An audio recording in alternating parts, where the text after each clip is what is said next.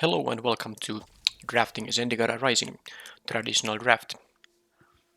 And alright, pack 1 is showing a pretty nice rare and a decent uncommon as well. But I think I'm gonna take the Yashan here. I mean, 4 mana 4/4 of course isn't the best ever stats in limited formats of current days. But ability to get those lands can be just quite nice, especially if you go for the green-white deck that can have a bunch of landfall uh, things.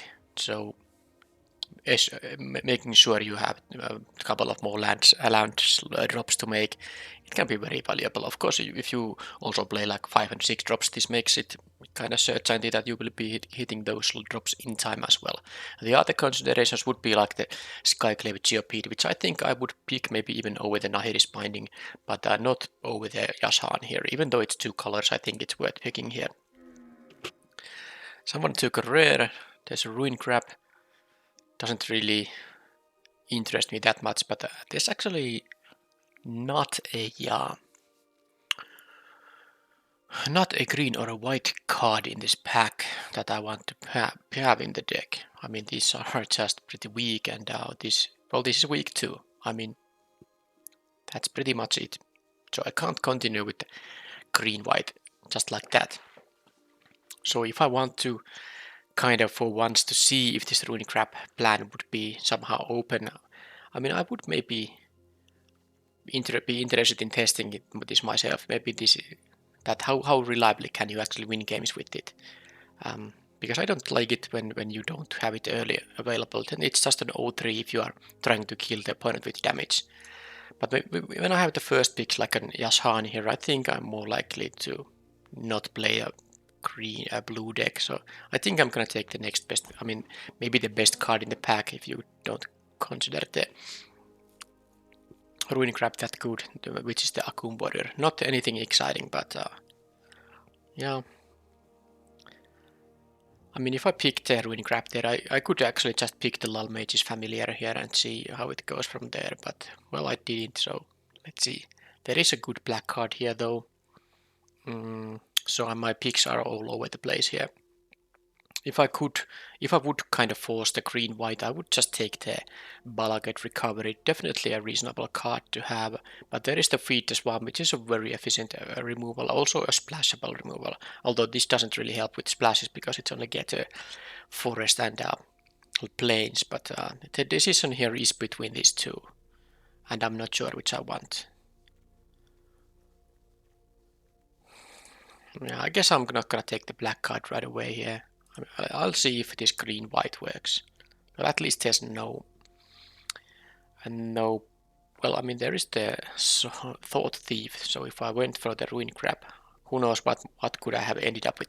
It seems like the blue is somewhat open, but it doesn't really work with my picks here. I mean, the Wizard would work. No, because there's the Nahiri's Binding, I think I'll just have to pick it, and I'll see if the green-white works. It might be just possible that I'm gonna get past a lot of blue cards, maybe even the blue-black rogues, but I mean, if I picked Feed the Swamp there, I could easily just pick the Soaring Thought Thief here and go there, but I think I'm gonna take a Nahiri's Binding and see if my first pick can. Oh, and now there's even a land for the rogue deck. Also the Expedition Skulker, so yeah, the rogues would be pretty nice here. This is a cleric card. There's no landfall here. But I mean, I passed so many of those rogue stuff that I think I have to just stick to my guns here. And I'm gonna take the 3-drop in here, rather than the 2-drop.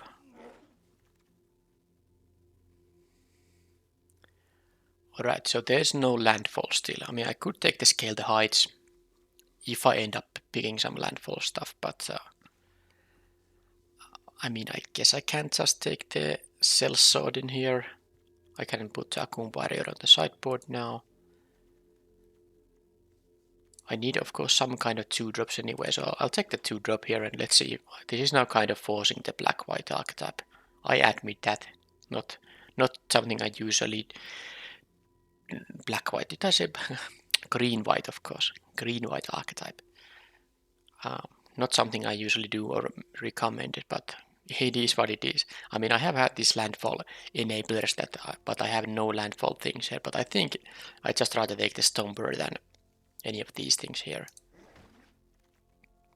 At least the Yashan makes it so that you will get the 6 lands for the Stomper if you are holding the both in the same hand. Here we have the two pretty bad 2-drop, or I mean, I guess a reasonable 3-drop. You can just curve out with this thing, so yeah, let's take it as a 3 in there. I mean, I guess there's some reason now to go, let's say, green-white warriors. I think I passed the good warrior payoff, the white 3/2 for 3 that gets a counter if it attacks with another warrior. But I'm not gonna take another Stomper here. I'm taking the Banneret and see if I can get some kind of warrior payoffs. But there are not that many of those payoffs when you are green-white, but who knows. Here, I mean, there's the Akun warrior. How likely is it that I'm gonna play like a pressure point here? I think it's more likely that I'm actually getting some very good warrior red-white thing, and I end up red-white after all. And the feed swap that really is here. I mean, I was going to pick this. Well, I got it now, though my colors aren't really very well suited for that now, but very weird that it actually came back as a pick number 11, I think. Okay, Expedition Skulker is here too. What is going on? The Spear Supply is actually bad with the Yashan because you can't sacrifice it, so I'm not gonna take it this time for this deck. Okay, so at least we got interesting options here.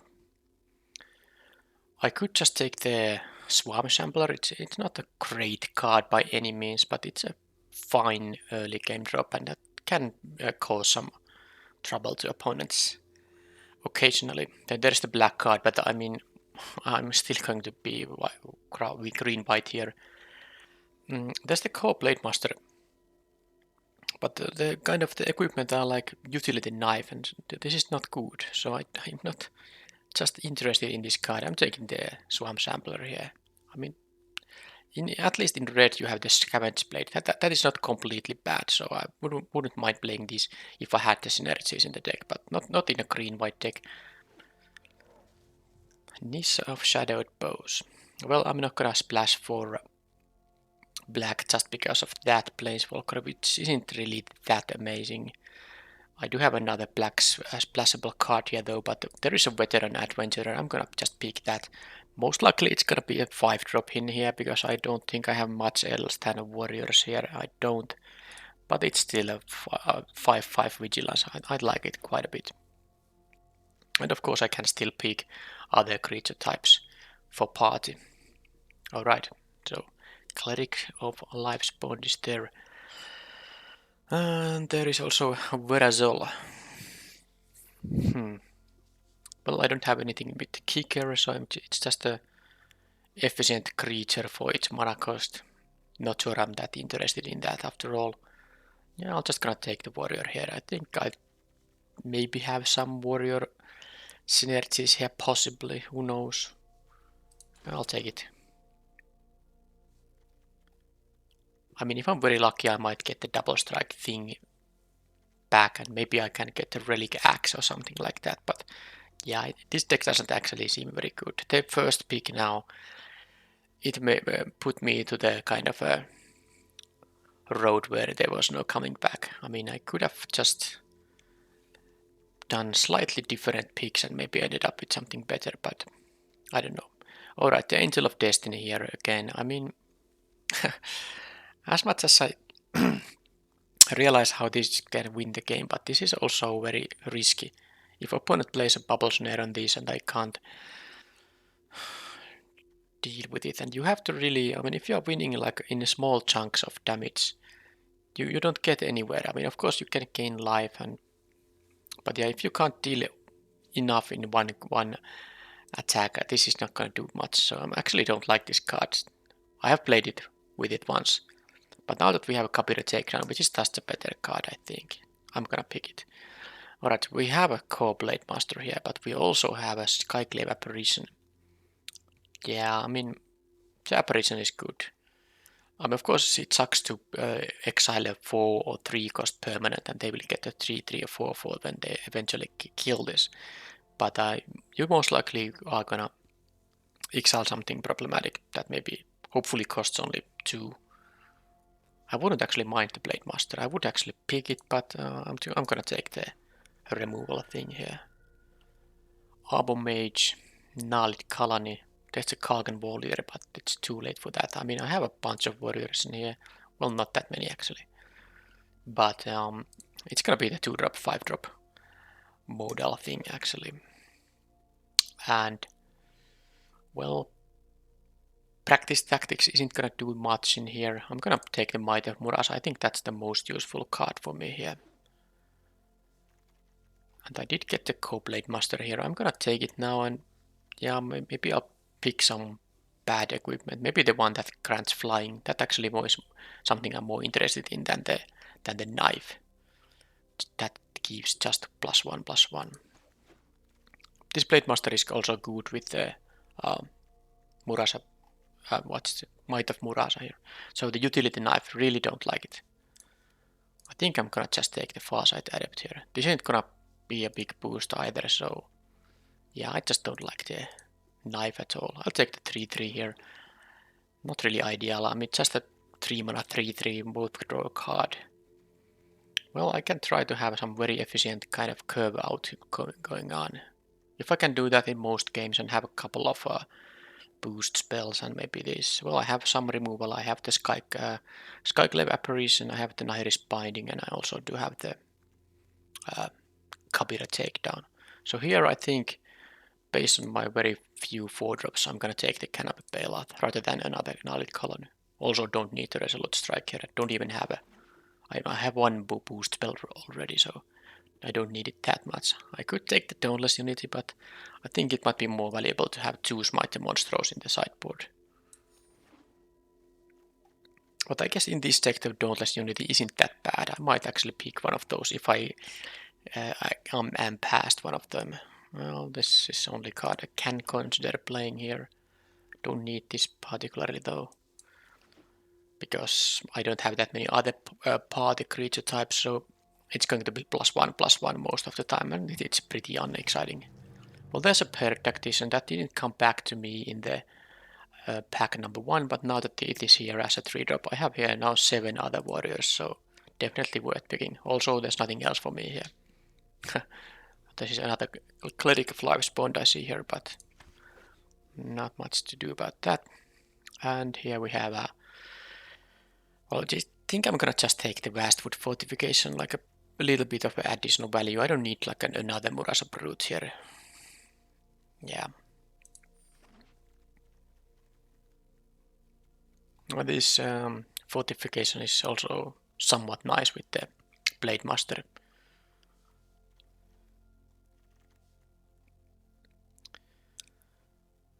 How about this then? How many 2-drops I need here? I have the Banneret. These are like 1-drops. 1, 2, 3. There's a 4 2-drop creatures. I could take the Skyclave Cleric, but I don't really need that so much. I'm actually more interested in just taking the Scale the Heights here actually. I mean, getting a counter on some of my 2-drops, that might be some kind of a way to win the games here. I mean, I usually don't play this, but I think this deck might want to have this kind of an effect. I don't have that much landfall. I think this is the only thing for landfall, but that's not the main idea. Okay, I'm taking this rather than one of those. Okay, another veteran adventurer, also territorial Scythecat, but I think I'm gonna take the beefy guy. It's gonna be a 5-drop most of the time, but I think it's still fine. Good sideboard card. I wouldn't mind picking these things, but let's take the adventurer.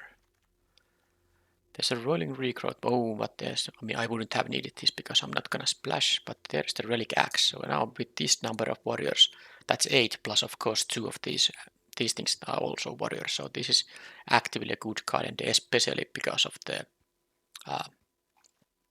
Core Blade Master. So I'm happy to get some kind of payoff for this weird green-white warrior deck.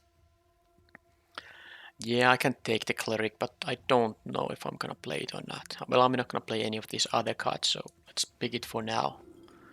Spring Mantle Cleric, no. Seagate Colossus, no. Snarecaster, I'm not going to be interested in a 1/4 reach. Let's take the cleric here. It's an uncommon, so vault value. I don't think I'm gonna play it. I have enough expensive stuff, and I might even consider not playing the Stomper now, but we'll see. I think the Kabira Outrider might be a card I'm not going to play, although I don't have that many 4s here, only 2 other 4s, so I might keep it just for curve reasons. How many? There's 25 cards actually. Let's see if there's anything good in here. I'm not gonna play double Outrider. This probably not either, but or maybe I can play it over the Farsight Adept. That might be reasonable. It does have one fewer toughness, but okay, none of this matters actually. Not gonna splash for a Scavenge Blade or anything silly like that. So let's put the Angel Heart Protector in the deck for now. None of these other sideboard cards, yeah, none of these will be played in the main deck. The Smite the Monsters are the ones that can be reasonable things to sideboard in. Pressure Point, no thanks, I'll just take the uncommon here. If I want to tap something, I have the Kitetail Cleric, although not really sure if I'm supposed to play that thing. Anyway, I think the Stomper is gonna be cut here now with the double Veteran Adventurer. Yeah, I think I can sideboard it in if it feels like I need another 6/5. But I can sideboard it, put it away from the main deck now. And then I have the, how many MDFC lands I have? This is 1, 2, oh, then there is 3. I think that was 3. Well, whatever. So I don't think, am I gonna run just 15 basics or, well, that's Scythecat, I'm gonna play that. And that's also going to mean that I am cutting at least 1 card.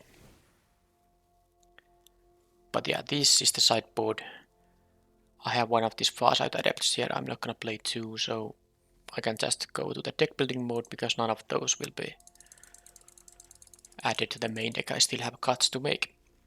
Palaget Recovery, Kabira Takedown, and Westwood Fortification, plus how many basic lands? I feel like 16 basic lands. That would mean cutting 2 cards. I already cut the Kazandu Stomper, and that's fine, I think. I have very little interaction, so I'm not going to cut my non-creatures here. It's gonna be 2 creatures. I'm gonna even keep the Scale the Heights in here. Anyway, it's gonna be one of these 3s. Farsight Adept. I mean, these non-warrior creature types are good in the sense that they actually, I have 2 clerics and 1 wizard. They do help in casting these veteran adventurers a bit ahead of curve. So that's the reason I'm not immediately considering cutting them, but I think they are the weakest options here. Do I want to play the Kitetail Cleric? I mean, I could just cut the Angel Heart Protector and the Farsight Adept. That would still leave me a bunch of 3-mana creatures here. I don't feel like cutting any of the 2s here. No, I don't. And I like these ones. I mean, except for the Cleric perhaps. But this deck will maybe try to push damage through blockers, and so this tapping effect can be okay. And of course, when you play a 1/1 flyer on turn 1, it's not a bad idea either.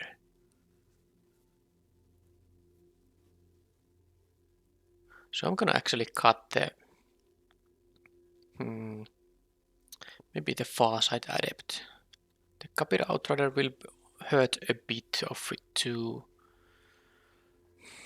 But I have so few 4s that I don't really feel like cutting a 4-drop, even though the Outrider isn't that great in this deck. The Farsight Adept goes away, and I guess the Angel Heart Protector too. I mean, the Kitetail Cleric might be interesting. in pushing some surprise damage. So if I cut this and my creature curve is, let's check it out. Yeah, it's a decent this creature curve. I mean, of course, when you have a 17 creatures, you should have a decent creature curve, but yeah, I don't need those trees. Cutting the 3-drops is, I think, something that makes sense in there. And this can be also a 1-drop. It's whichever I choose. So the creature types are now 1 cleric, 8 warriors, no rogues, no wizards. So basically these are gonna cost like 5 mana most of the time.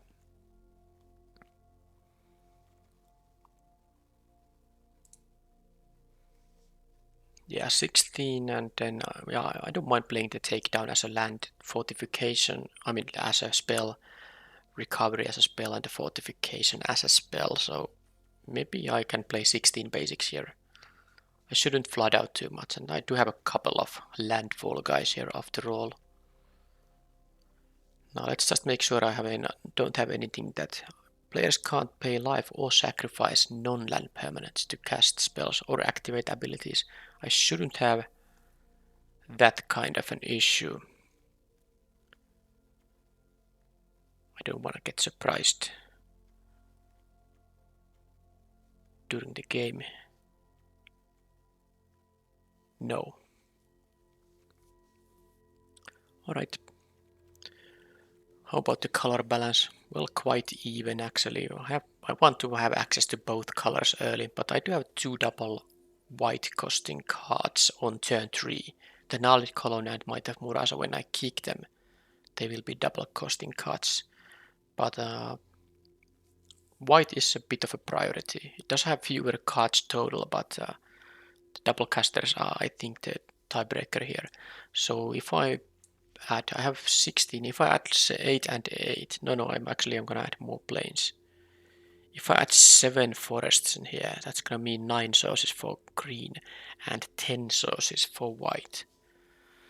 Although the Yashan will get me a planes, so I don't need this Nahiri's Binding or the Skyclave Apparition on turn 3 necessarily. Yeah, that's actually the tiebreaker here. Because of the Yashan, I will have additional access to white mana sources, so I'm actually gonna just have it 8 and 8. That's 9 white sources and 10 green sources here.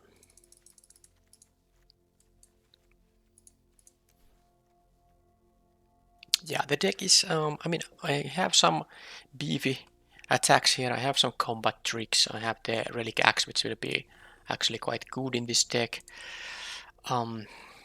So in most games, I'm just looking forward to kind of trying to curve out as efficiently as possible. I don't have any kind of smart tricks or strong synergies in the deck, so I just have to try to win with the sheer size of my creatures and a couple of well-placed tricks perhaps. I mean, there are not that many well-placed tricks, but there are some instant speed interaction in here. So let's go and play the matches.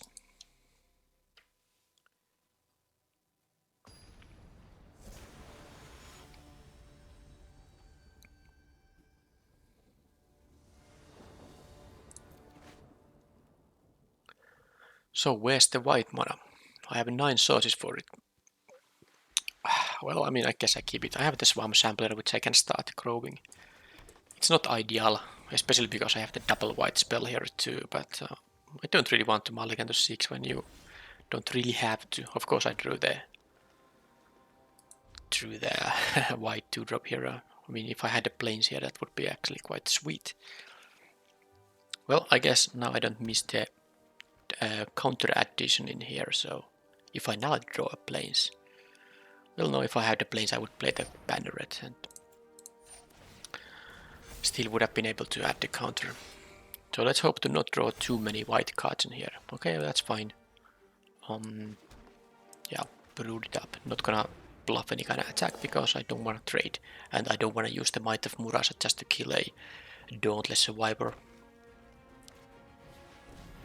Okay, they get the free attack, but I have the free block, so doesn't matter.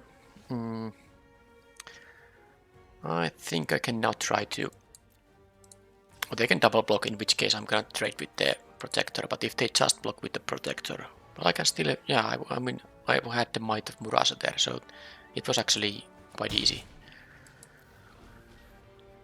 Quite easy there.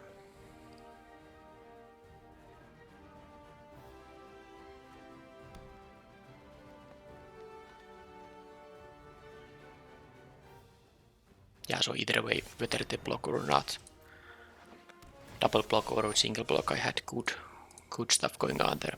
Now they have that kind of thing. Well, I can start raising here, and I'm glad they did that pre-combat, of course. And now they, I mean, they kind of want to trade with this, but they smelled that I might have something to deal with it. So I'm pretty sad about that, of course, but what can you do?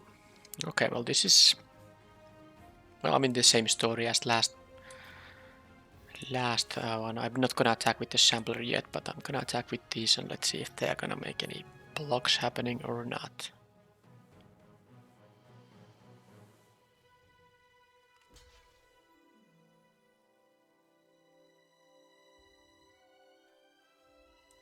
That's quite okay.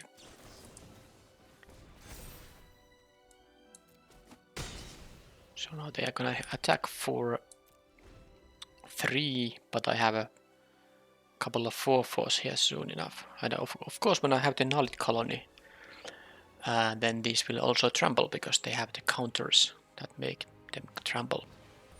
That's acceptable.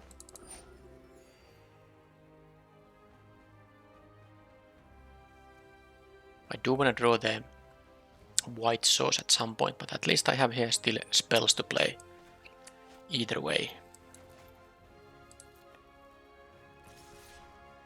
Okay, so well, I have the Might of Murasa, so let's see. They have to do something before I have to do anything, so hopefully this is gonna be okay.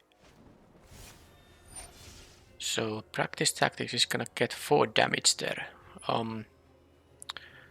Yeah, it's actually,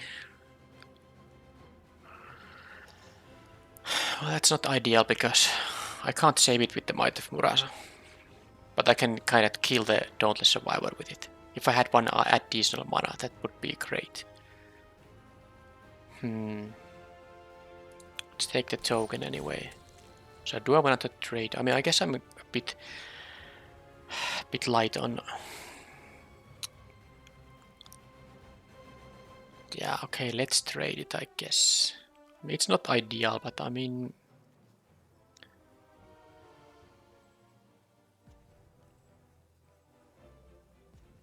if I leave the mana up, I can't have the mana up here, so let's do it like this. I mean, it's stupid, but I have to use my mana efficiently because I'm stuck here. Okay, I mean, now I got my other double caster thing. Yeah, I'm gonna trade with the Emeria Captain for sure, so I'm gonna make this attack in here, and now I have to play this. And yeah, I mean, I drew 5 draws here. I actually did draw only 1 land altogether, and I didn't get the white mana source, so now this is looking bad.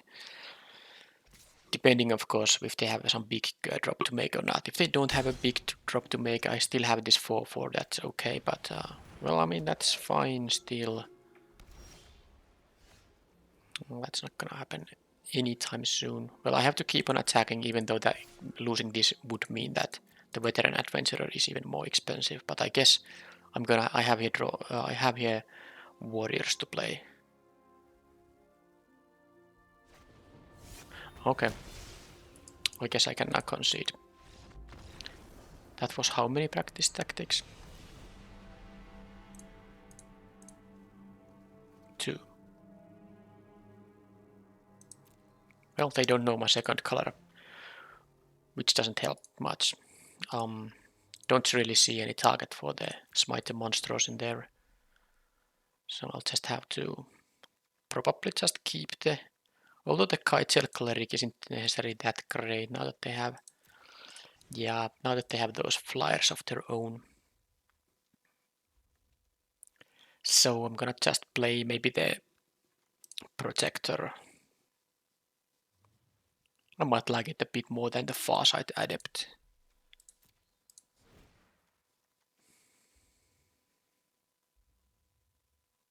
maybe even the Stomper, but I mean, if I have all the early drops like I should have, I'm actually having a somewhat of a decent chance to go into the late game where the 6-5 is something they might have trouble dealing with. Okay, let's do it. I mean, I have here 19 lands in the deck, so that kind of getting stuck to 3 lands shouldn't happen that often. Well, now this is the opposite. I mean, I have no place to make. Well, I mean, I have to just hope that I draw eventually stuff I can play before the Veteran Adventurer. I mean, mulliganing to 6 is kinda awkward, but and of course, I mean, I have a lot of my draws are creatures that cost like at most 4 mana, like that. This is all I need here, and I think, okay, they have an additional color coming up here. Okay, that actually means that because now I will have the warrior here either way. I'm gonna attack with this thing, but now that they have a counter spell, I'm actually not gonna attack because I wanna play the adventurer next turn. I don't wanna lose my own warrior here.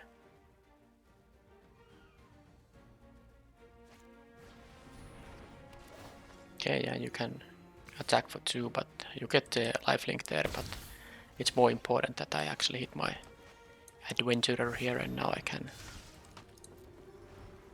I didn't want to attack because I don't want to trade with the cleric there. So now they have they have only 2 damage coming from the, well, you know what it is, the practice tactics, so I don't mind them trading with practice tactics and both the creatures on this guy. And now I got my sideboarded beefy guy here.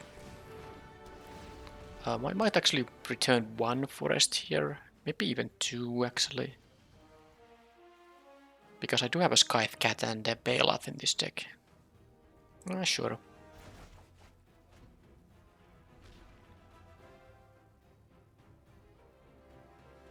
I mean, now it's their turn to be stuck on mana, so pretty kinda boring games. But I didn't see, I mean, I think they were green-white based on the game number 1.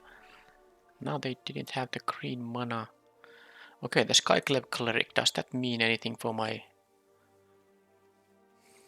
early game plays here?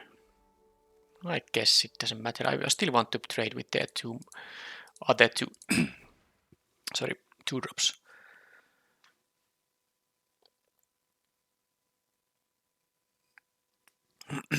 So,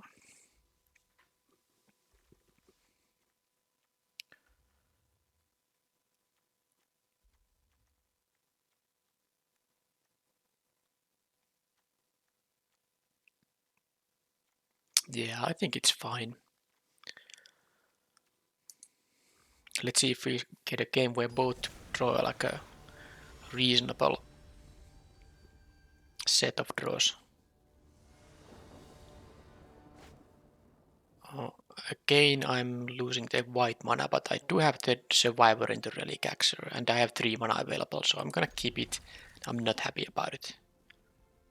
I mean, I have 10 green sources, 9 white sources. It shouldn't really be that hard to get one of each in your starting hand, and here we have again both double white. Well, it is what it is.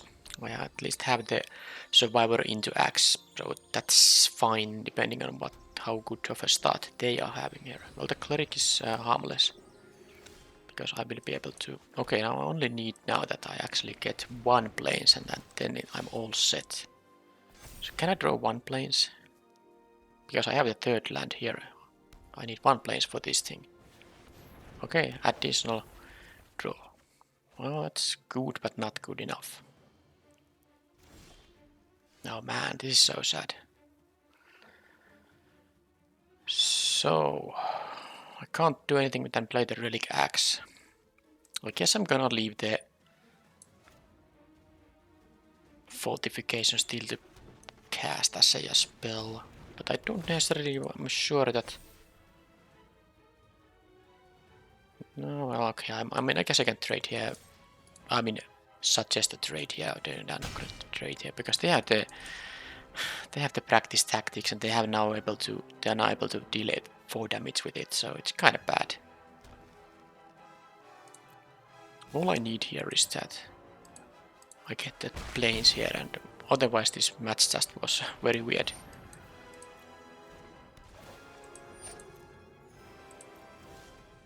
No, I mean... it's so awkward. Because if they have the practice tactics, I'm gonna lose this guy. That is the problem. Well, I'm gonna just raise here. I mean, I'm gonna play the fastwood fortification as a land here, because at least if I draw a forest, I can have the veteran adventurer there. But I mean, not having the white mana available here. Imagine this. I mean, would have been such a good turn there. Otherwise.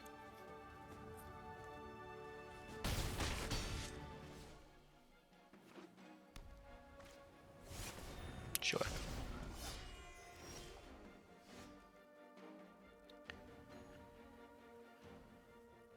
Well, I mean, I guess sometimes you have to lose matches like this.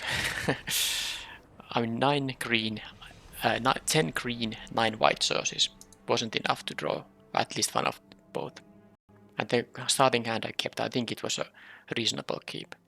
I also have the most of my cards in the deck, green cards, but I happen to draw so many white cards there as well. I mean, with 4 green mana sources, this deck actually is able to play quite a few spells. Murasa Brutes, Scale the Heights, the Might of Murasa, yeah. Well, I suppose there are a lot of these white cards too. But yeah, still the point is that, for example, the last turn, I happened to draw a white card instead of a forest or a green spell that costs at most 4 mana. Well, let's see how the other games go.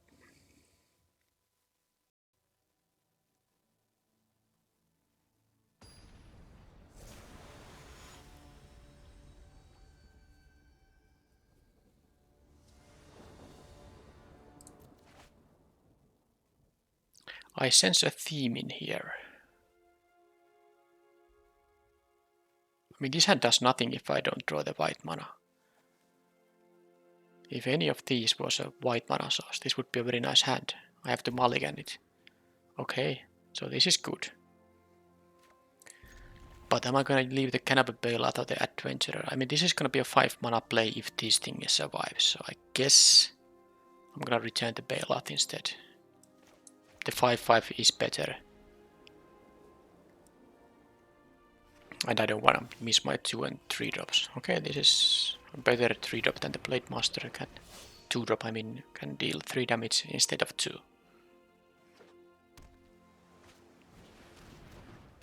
Can trade with that thing. Okay.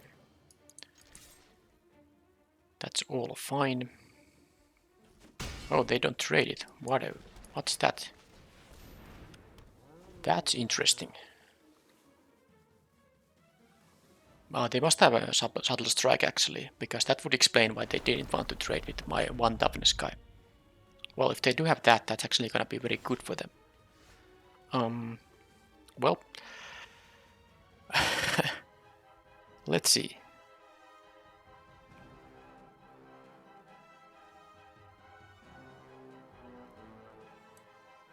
Let's see what is it going to be. I'm gonna offer the trade here because I don't really care about... Okay, they have Deliberate here. I don't care about them trading because I need quite a few land drops for it, and I need to trade with this thing anyway, so... Let's see what they choose to do. I'm gonna just play the... Oh, they choose that instead. Do they have a Malaki Rebirth or something like that? They did. Well, I mean, yeah, sure. But why would they leave the Scythecat alive here? I didn't play this pre-combat because I wanted to see if they have a subtle strike and if I have some value from the from this instant speed effect instead. But now that they had only that kind of play to make, things are actually quite fine because Yashan will get me the more lands here. Okay, Ruin Crab, I'm not worried about that. That's just an 0-3 here. Although the apparition would be quite nice against it. Well, do they have a counter spell? No, I think I'm gonna just play the Veteran Adventurer now, and next turn the Yashan. And I'm not gonna attack now, because this will get the fourth piece of toughness. Fourth point of toughness next turn.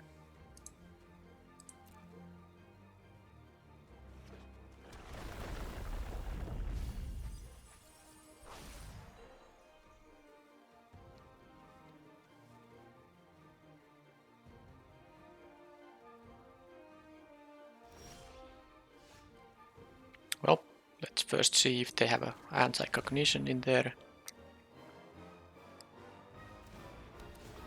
Because that could have been there. And then I will have it conveniently enough the Might of Murasa up as well. So now I can attack with these things, and let's see what kind of an interaction they have, because some kind of interaction they are gonna have. Is it just something like a Glacial Grasp? Well, that seemed to be the case.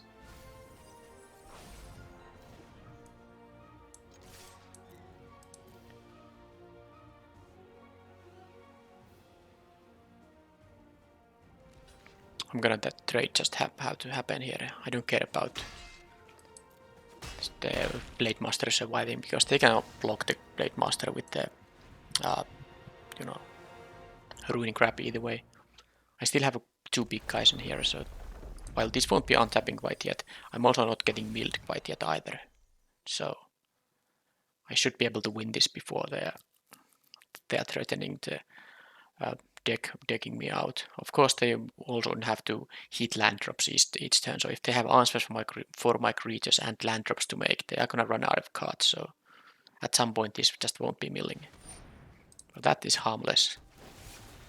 Just a 3-power thing doesn't even trade with my creatures. How about the Scry decision there? They Scry to top though. Gloom Hunter, it's just a 1/1 life linker, it doesn't matter. If they double block, I can do stuff with the Might of Murasa.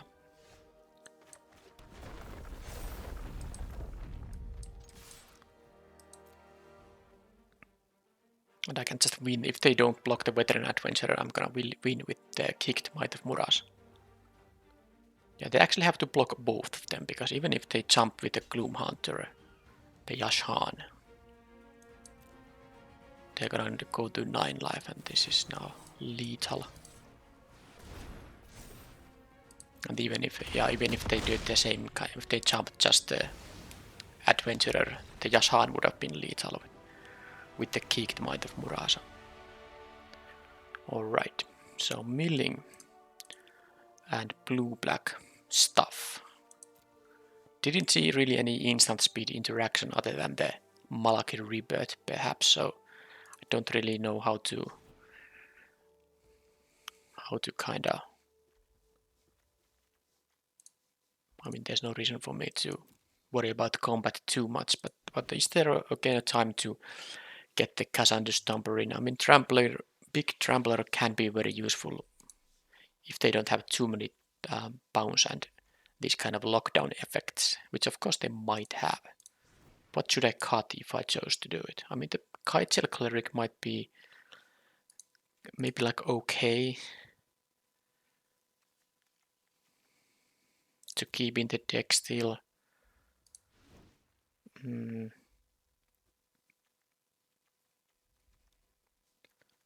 Shambler, is that too slow? Just, I mean, it might just be too slow actually.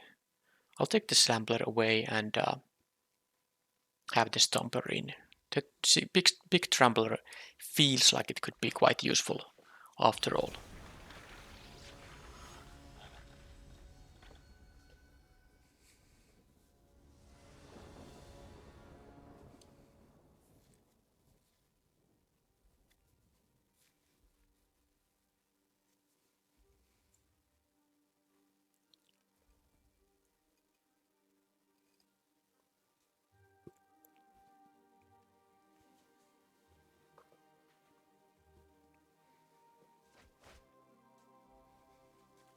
Okay, well at least I have my colors now.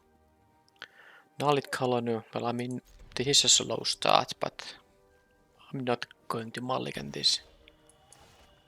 At least the adventurer is most likely going to be played at some point. And they don't have a crap start.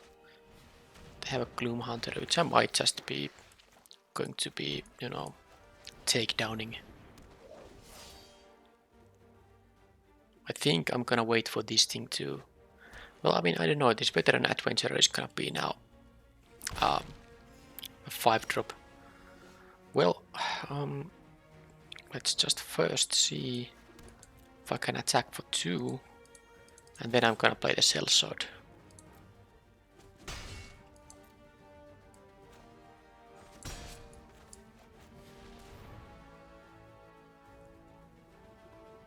So next turn there's an option to play the takedown and the knowledge colony as a yeah, 2-drop, but we'll see. So they have now 3 power in the air, and they gain 1 life a turn. I might be interested in just getting rid of the Sky Dancer now, but...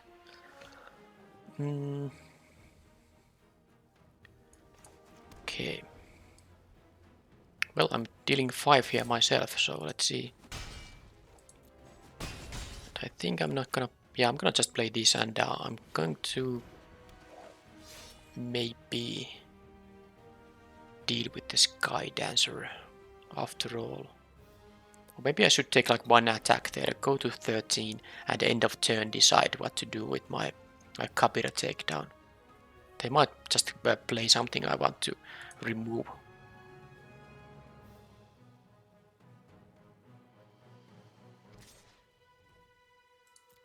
Okay. Sure, let's get rid of the blocker then. And now I can... yeah, I'm just gonna play the adventurer here. So let's first attack while I have the banneret mana up here, just in case. Yeah, they are lacking the blue there, so this should be pretty easy now. They can't really beat my ground force in here. Even if they... I mean, they could have the Shadow's Verdict that exiles everything with 3 mana converted mana cost or less, but even then I would have the 5/5 and they would lose their own guy. So yeah, they didn't have the color of mana. They didn't have in the match 1. So now I have tied at 1-1 matches, and I have the opportunity to now try to win the 3rd one to get some event.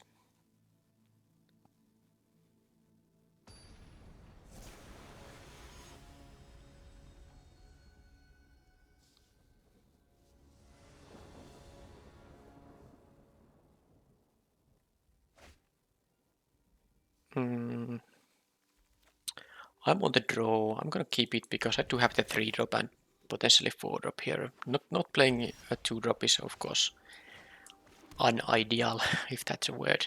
Not ideal, but you can't always have them. Okay, that thing is a big problem.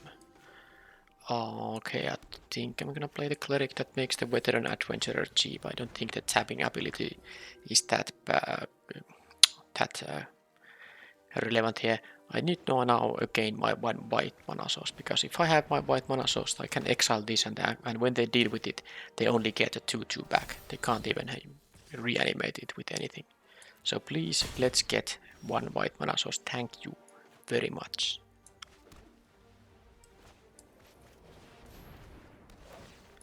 Get rid of that thing right away. And then I have the consideration that I might want to just block the protector, because the 2/2 token isn't really anything I care about too much. Because next turn I'm gonna play the Kabir Outrider. It would trade with this anyway, but it can block the 2/2 token, so yeah. Oh, they didn't even wanna do that. Well, I mean, that is gonna mean that I'm gonna play the Outrider either way. And then I'm going to... I think I'm gonna just boost the cleric in here, and I'll leave the apparition back here. Let's see if they have a subtle strike or something. They might, which is fine. The Outrider will trade with the Protector either way.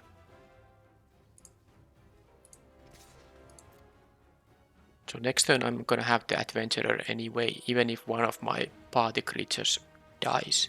If both of them die, then not, but I will have the 5 mana available. Currently it costs 4. So opponent didn't have any play for turn 4, while they had a ton of cards in hand and 3 different colors, so I'm not sure what's going on here. Not sure at all. I think I'm gonna start with playing this because I can still leave the Vastwood Fortification up. I don't mind trading here. Like, I mean, now I can just do like this. See what happens.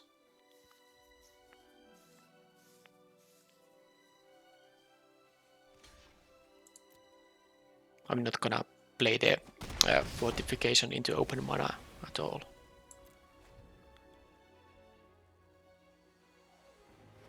So now they have the 5th mana available. Deadly Alliance works. And I will have my Murasa Brute, but I think I'm gonna leave one place in the hand because I have landfall things, and I also have they are playing black, so they could have a discard 2 effect there, and I don't wanna get punished by that. Oh, this opponent has a Ruin Grab as well. So is that their blue splash or what's going on? Don't care about it though. I have plenty of turns here. And the cards weren't even that impressive there. Okay, so now I have a pretty nice attack here. They are gonna most likely block the Skyclave Apparition, and I can... Let's see first if I can even have a win in here. No, I don't quite have a win, because if they block the Apparition, I can kick this thing. It's gonna be 8 plus... No, this is like 9. So even if I had another green source for this, it would be only 10. So this is very easy anyway, because I'm gonna get rid of the Ruin Grab by giving the Apparition here a +1/+1 counter, so I don't have to worry about the grab. I don't think I had to worry about it anyway, but it's still nice to get rid of the blocker, because I will have now this thing. And the Might of Murasa will make any of these 3 guys lethal. Not quite the Cleric though, but I don't think they can answer all these. Sky Dancer, mill something, land and Tactician. Haven't really drawn this Tactician yet in these games. Kabira Outrider. Well, that's gonna be the win for me thanks to Might of Murasa. So I can attack with each of my guys.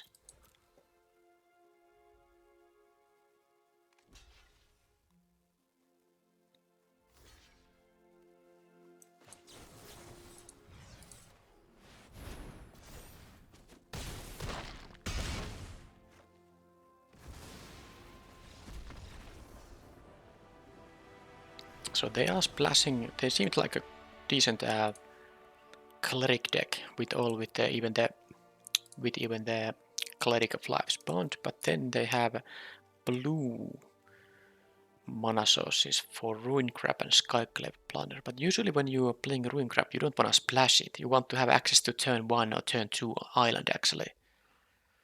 So if they have like only 2 or 3 blue sources, that's gonna be hard. And if they have any kind of an even mana base, that's gonna be hard to actually get decent mana. So I'm just trying to wonder how threatening this Ruin Grab is gonna actually be.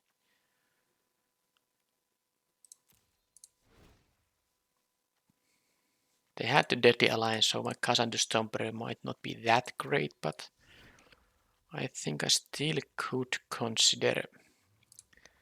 Okay, the Cleric is actually gonna be able to block the Sky Dancer, so maybe I'll play the Cleric here. How about the Swamp Shambler? Maybe I'll cut it again and play the Stomper. I kind of feel like the Stomper is quite nice in these kind of matchups.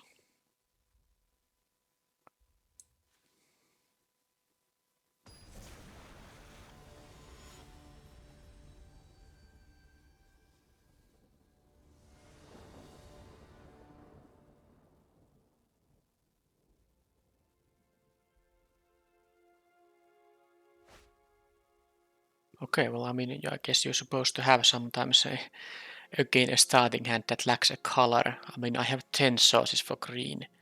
I have the apparitions. I'm gonna keep it, but I'm not happy about these kind of starting hands. Yeah, let's draw exactly a plains there. Not even the Kabira thing that actually would be. Well, I mean, that's the reason to keep this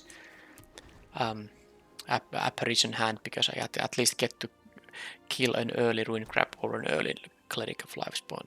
Both are fine. I mean, both are cards that you want to kill if they come early. Okay, well that is. Well, I'm gonna play the plains here anyway. Maybe next turn I will. I mean, having an untapped green source would have been great, because next turn I could have played the Scythe Cat into the other land, but now I have to waste one landfall trigger in here. Well, there's nothing for me to do here, and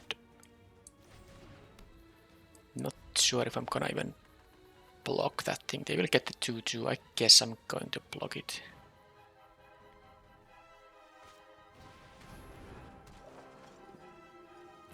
Yeah, sure.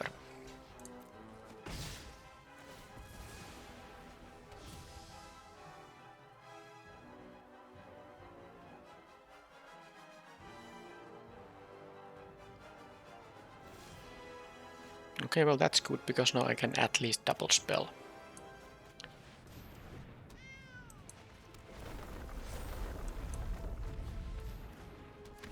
And next turn I will have access to Veteran Adventurer, even if the Dauntless Survivor dies. Yeah, they really have a a bunch of each of the colors there.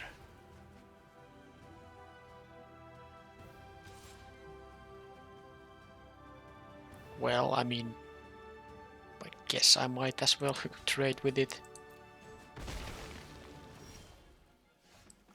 And then I draw the Relic Axe. Funny. I mean, I guess Nah, I'm just gonna play this. Maybe they have the Deadly Alliance, maybe not, but this is the optimal use of mana here. I could have Brooted and then Relic Axe, and this would have been cheaper if the Brute survives, but might as well play the 6-drop now and still have the 4-4 here and the Brute into Relic Axe. I just wish they don't have a discard 2 there. Oh, but they had. Not the one I was considering, but it's interesting that they did actually choose to wait until they can kick it. Well, it's gonna be this and this. I mean, I wanna leave the 4-4 instead. But yeah, they were very close to actually kicking it, that they could have at least returned something from there, but well, it is what it is. Yeah, I mean, it still hurt a bit, this discard thing. Because both of these things were actually quite nice. The Brood would have been a 5-4 with the Axe, so not ideal there. Okay, the Shepherd is actually at least adjusts to the rage with these guys, and I might even get them good here if I mean, if they double block, I actually get them good. Let's play this just in case and then attack with both. Yeah, if they don't have anything for this. Yeah, they can't really do anything than double block. Yeah, this actually might just make me win the game now.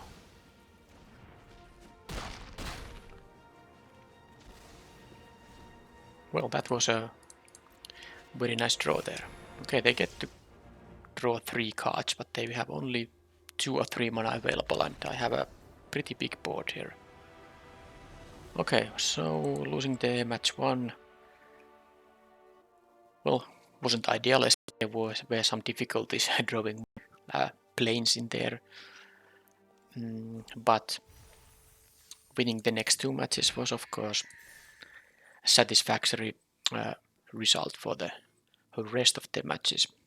So this was your, well, maybe not a great green-white deck, and I kinda in the draft portion I might have considered moving out from the green-white after first picking the Yashan, but I don't really know.